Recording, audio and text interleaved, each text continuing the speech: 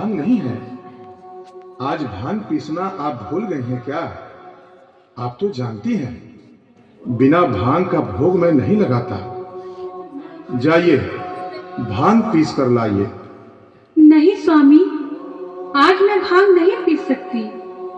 आज मेरे हाथों में बहुत पीड़ा है। आज आपको बिना भांग का ही भोग लगाना पड़ेगा।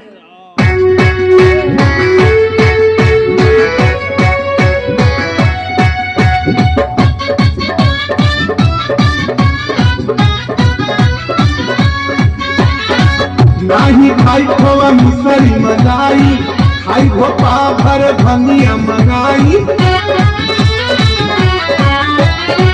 नाही खाई खोवा मिसरी मलाई, खाई भोपा भर धनिया मंगाई। इसके जल्दी ले आई हे गौरा। बोलिए स्वामी। हे गौरा, हे गौरा धनिया राखी आई। हे गौरा, हे गौरा धनिया राखी आई।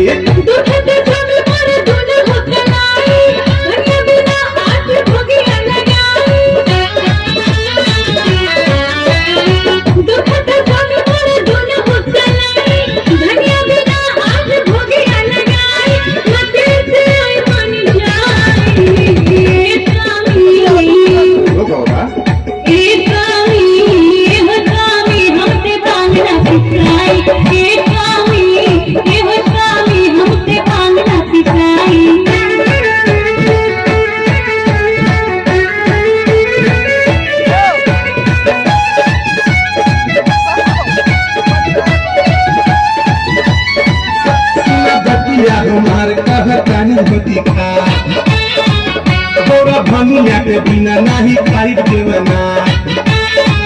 सुनो बतिया हमार कहतानी होती खा, भंगिया के बिना नहीं खाई देवना।